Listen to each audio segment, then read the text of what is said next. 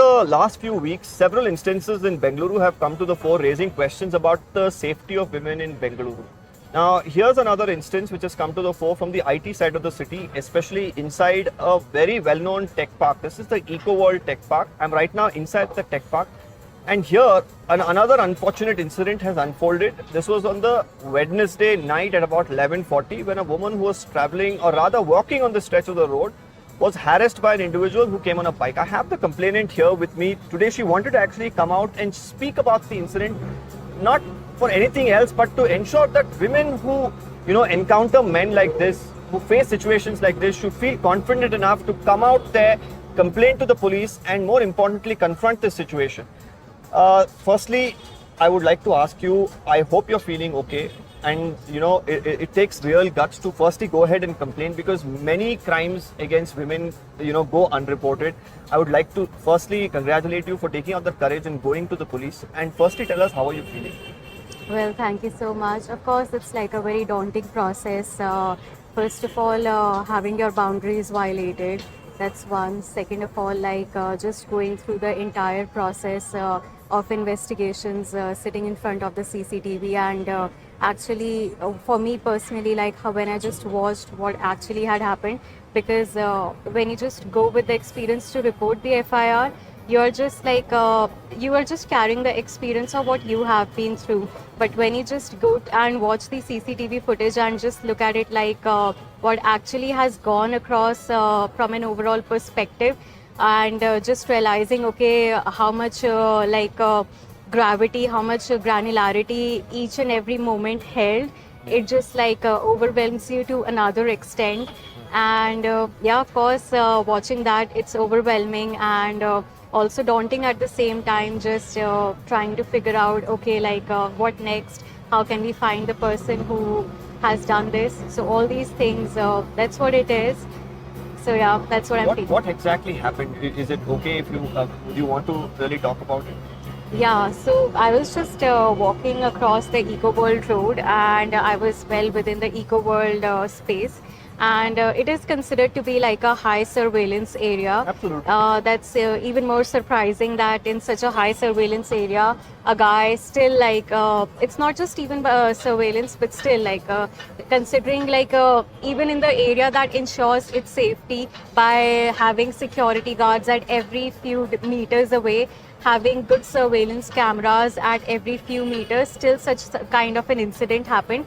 That's the most surprising thing, and that in itself is a testimony of the fact that no matter how much safety we can have, still there is still a big loophole where it lies in how the people are conditioned to look at each other, how people are conditioned towards empathy, just respecting the basic respect towards each other's boundaries. That's still such a big loophole in the society as of now. Yeah.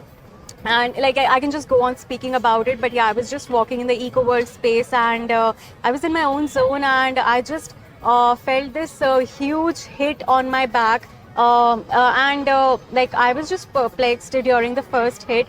Is it a vehicle that drove so recklessly, that was the guy drunk, that he just did not have any awareness of how he's driving, that it happened. So I was just pretty perplexed, and then again the same thing happened for the second time, and in a much ferocious way. So this is what had happened, and then I was pretty sure, okay, someone is doing this deliberately. It's not something that has happened by accident by someone. So then third time, I could just see the guy taking a U-turn and coming for me. Mm-hmm. I shouted for help. There were so many guys, since it's a bustling area. Correct. There are always people crossing this area. I asked people for help.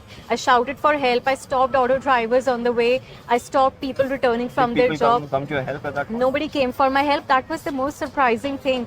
And this is such a big stigma about all of this in the society. That's why I just wanted to so openly speak about it. People are just oh my God, what could possibly go wrong with us if we get indulged in this? If we get dragged in this, we have a family name to carry. People are just so much worried about themselves that I don't know, are we lacking in humanity? The basic, how like people just stand up for other people just on basic humanitarian grounds. Are we just lacking on that? That just makes me wonder on that. There was no single help available. That's so unfortunate, especially me being from Bangalore. I feel bad now that you're saying that nobody came to help. Especially we are in this tech park, and I see so many people, and I'm sure 24 hours there are employees, there are Yeah. cabs and autos moving around. After this, when you approached the police, did you get the right assistance there? Did they treat you well? Yeah, so first of all, I went to the security booth that is right at the entrance of the Eco World, and I called the cops as well. The next day, the DCP and the ACP were available, personally looking into like the nitty-gritties of this case, trying to figure out like tracking how they can figure the guy out. So yeah, like the investigation is going on. The criminal officers are very much into it, and I'm really keeping my fingers crossed. Like the guy gets caught, because it's one instance for me. If the guy gets a free pass this time, he can do this to others Absolutely. as well. Absolutely, and that's where the importance of reporting a crime comes into the picture, because the police keep stressing about it, that's when they can act. And more importantly, like you said, let's hope they get hold of this individual as soon as possible. But one thing that I want to ask you, when you have an instance like this that comes to the fore, as a woman in the city, a working woman in the city, do you feel scared when you step out the next time, or do you feel that you're strong enough to deal with the situation and fight back? So I think like it's like very interrelated thing. Of course, like you step out with a caution, like yeah, this has happened with me once. You just walk with that extra caution that stays. You are like a bit on an alert. That happens organically. That just comes consequentially when you have gone through such kind of an incident. Yeah. But also at the same time, along with caution, you also know that this is something that you can deal with. Like you just know what tools you have around you that you can just like reach out to right away. Yeah. And take a response, like how you can take action for the situation. So it's like both. Okay, and more importantly, what's that request you would make from the government in terms of providing security, making women feel safer in the city, and from the society as a whole? What would you like to say? I would actually like to start with the society perspective. So it's like, whenever any such thing happens, people are just openly speaking about this.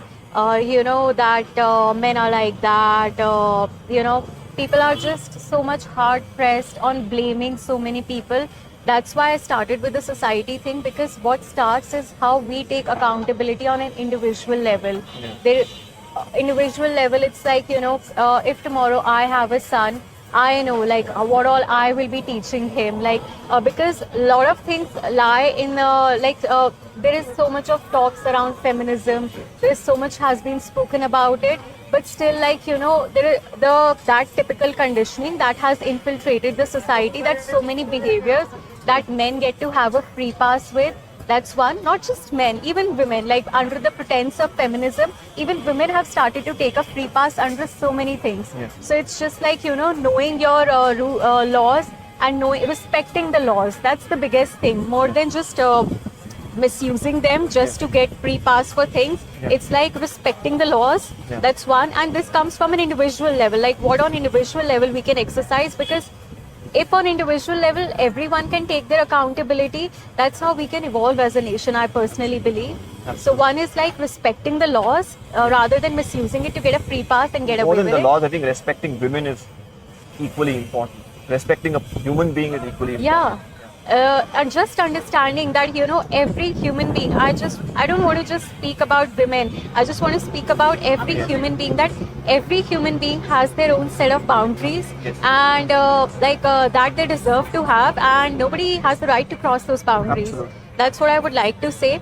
That's the first thing. And second of thing is like that kind of a conditioning that how that typical kind of conditioning that has infiltrated the society so much that where people derive their sense of power from violating, abusing each other's boundaries.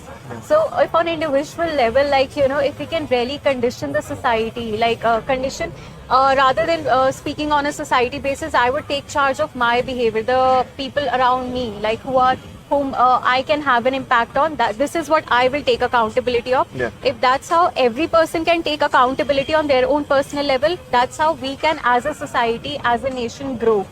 Very well. This is like that. And from a nation's perspective, I would really like, over the course of years, like I have like evolved so much and I have learned so much, how we can grow. So from the government, I would really like to request that can we actually have these kind of things taught right from the school? Because as an adult, this is something we just learn to advocate. Like we can just go on talking about this and sound famous, sound strong about it. But when we can actually learn is from the growing years. I agree.